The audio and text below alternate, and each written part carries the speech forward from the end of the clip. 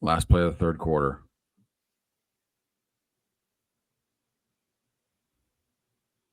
Play action.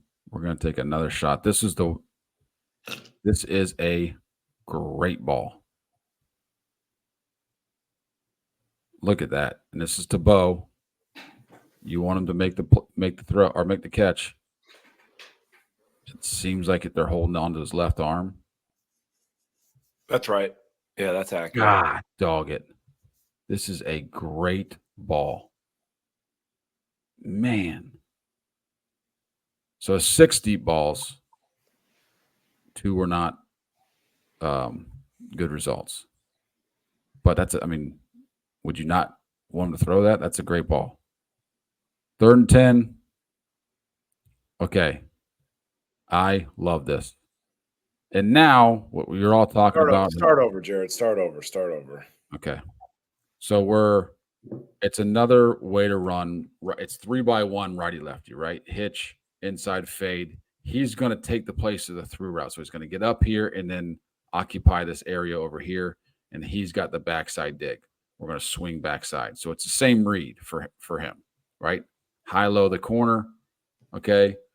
I wish he'd give him a shot, but he goes high, low to dagger or backside dig every time. All right. But what you're talking about, we've talked about in week past with these receivers running routes and they're going, man, I'm getting frustrated and why even run these routes? And, the ball, he's never going to get through his route progressions. Well, guess what? Your ass better run your routes and expect the ball out of your break from now on. Because to me, this is so pretty. He gets to his 4th read, really his 3rd, I guess, because he's not really reading the tight end. I wish he would. But he gets to his 3rd or 4th read, and that ball's there. And if Bo's expecting this, he catches the ball. Interesting. But it's not so like you don't. I just don't think he thinks it's coming out of his break. Boom. So show me the tight copy because you can absolutely see where, yes, and this is something you try to teach young players, like your body, Jared, your body goes where your eyes go. So if he gets his head around a split second now, you might find that ball. Because watching the TV copy, it wasn't that bad of a ball. It's not a great ball. But if your eyes are around now. I mean, look when he throws it. He throws it with anticipation. The ball's out of his hand, right? And he's not out of his break. Boom. And he's running out of that break, and he should run out of the break because let's see what it is.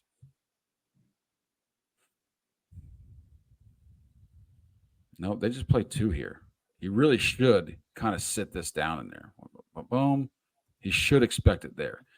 He's got to kind of see that too, by the way, on his route. He's got to see who the whole player is. Yeah, don't drift. Yeah, and where's the window? Get your eyes around. But that's back to what we've been talking about throughout the course of the game. Throwing with anticipation. I mean, that's real quarterback play, Jared. Yeah. Overnight. We'll get better at this. So here's a 3rd down we didn't convert. But again, this gives me hope. He's trusting dudes. He's getting through his reads. He's staying in the pocket. He's firing balls. I like it. So now 8 minutes left to go in the 4th quarter. Let's put another one on the board here. Insert zone big. Love gets. Call me crazy, Jared, but I feel like every time number 4 gets the ball, we get like 10 yards. He's special, man. I mean, literally, just Nick Saban would have been like, go F yourself. I don't give a shit that you don't care about, a 28-3 victory over Miami Ohio. They freaking play ball too. They're good coaches. You're onto something there. And like I said, so we go back to like the A&M game where Marcus Freeman's in the tunnel and he's going, let's go out there, blah, blah, blah, blah, blah, right? And I was like, oh, we love that from you, Marcus. And where's it been since? Yep. Where's it been? Be authentic, dude. Be authentic. Be you. You don't have to freaking kowtow to these guys. Be you. The players are going to love that.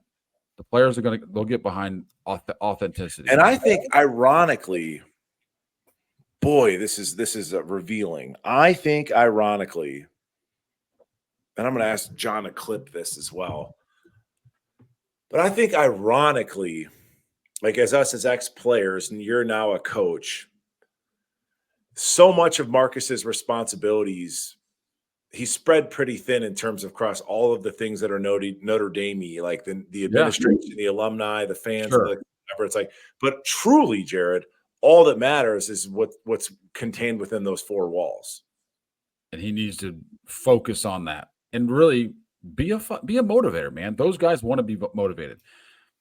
Have a standard. Make sure that those guys all live up to that standard. If you don't live up to that standards, here's the door. See you later. All right, because there's 9 guys behind you that are maybe as talented as you, maybe not, but they're going to play their nuts off. Okay, so I want the guy that's going to put his balls on the line every play and go out there and play. All right, so have a standard. Make sure everybody reaches that standard.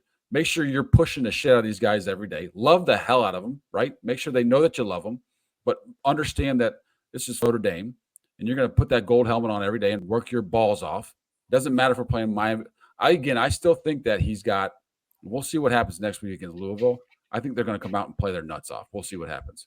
But I think he's Why though? Because I think he has a weak opponent, weekly preparation issue. I'm telling you. I think that's what he has. I think he does a great job of motivating those guys against really good opponents. And I don't know if he does a great job of making sure that they understand that NIU will come in here and beat your ass if you don't show up every day. And it starts on Monday, not on Saturday. And that goes back to, so again, Jared, we knock off Texas A&M, big road win in preparation for NIU. They took Thursday off. They had a walkthrough on Thursday. So walk through Thursday, walk through Friday. And that's like the element of him trying to protect his players and being a player's coach. And it's like, I love you guys. Hey, man, I'm going to reward you. It's like, dude, this is the second week of the season. They don't need a day off. Yeah. So to your point about Saban, I love you enough to make you do what you don't want to do. Correct.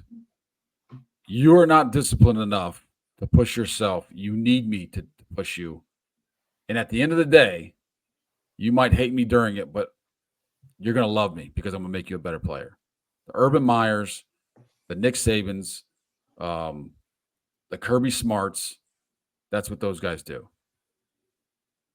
And you also have to have a feel for your team, right? So were they banged up after A&M? Did they go hard on Tuesday? Jared, they rotate. Jared, they rotate. Right. Your leading snap guy on defense played 34 snaps, give or take. Right. So I think the answer is no. So there's a standard within that program that it's Tuesday, boys, we're in full pads. It's Wednesday, boys, we're in full pads. It's Thursday, we're in shells. We're still going to bang. And those are our 3 work days. So get ready for it all week because this is how it's going to be all year long. All right. But we go Texas A&M, big win. We're feeling really good about ourselves. We go probably shells on Tuesday, full pads Wednesday, and we walk through on Thursday. What's the message you're sending?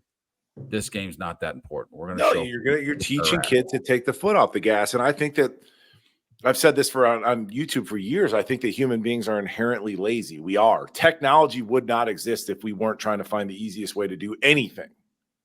And especially an 18 to 22-year-old high school. 100%. The egos and everything else. But it's interesting because we talk about leadership. It's so fascinating because it's like, okay, you're talking about going to church. So some of this shit is biblical. Okay. So you want to fear God, but fear ostensibly means respect. Correct. So it's like, okay, so I want my players to respect me, but in a weird way, to a degree, they have to fear me. And I don't know if the players fear Marcus Freeman yet.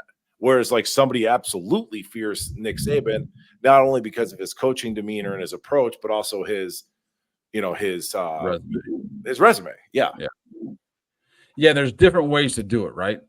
There's just the old school. Oh God, what Bo Schembechler? Oh yeah, guys are just chewing on gravel. Yeah, you know what I mean. Water. You don't need water. Water's bad. Water means you're weak. Yeah. You know what I mean? There's those guys who I think the Urban Meyers and the Nick Sabans come from, right? Bill Parcells is one of those guys. Yep. Where you're just tough nose, grinded into the ground, and there's probably anyway. So there's those guys who you are just gonna you have to create like you have to callous yourself in order to get through it. You know what I mean? And some people just can't do it. It's But then there's definitely the a other guys. balance. It's definitely a balance because, like, again, when you and I were there, we're so old, by the way. Goodness kidding. gracious. It's really Over bad. 20 years ago, but like so much of your training it wasn't about recovery. It wasn't about explosiveness. It wasn't about any of this stuff. It was just mental toughness, top to bottom. Right. And So then there's a happy medium. There's a happy medium where okay, too much is too like listen, if it's week 9 and they're walking through on Thursday because they pretty much know the offense on, we don't need to run inside or mid zone for the 9,000th time this year. We got it, coach. I don't need to, you know what I'm saying? Like, I don't have to go through righty lefty and pads. All right. I know it. We know it because it's week 9. We've done it 1,000 times. If you take the Thursday and you go do the walkthrough or you go through, you just but go to your home point, or Jared, something like that. you at which point your team, how they're going to respond. Correct. You don't pull that shit. So like that NIU loss, to me, that's on Freeman because he's, you didn't need to take Thursday off. There's no reason. That's on you. And you heard like a Riley Leonard after the Purdue game, he was like, hey, when we prepare normally, this is the result. So like there was no reason to prepare abnormally given this is the second week of the season. So yeah, it's Marcus Freeman taking lumps, but it's just like, brother, get out of your own way. Yep. And just be you, man. Marcus, be you. Be authentic, dude.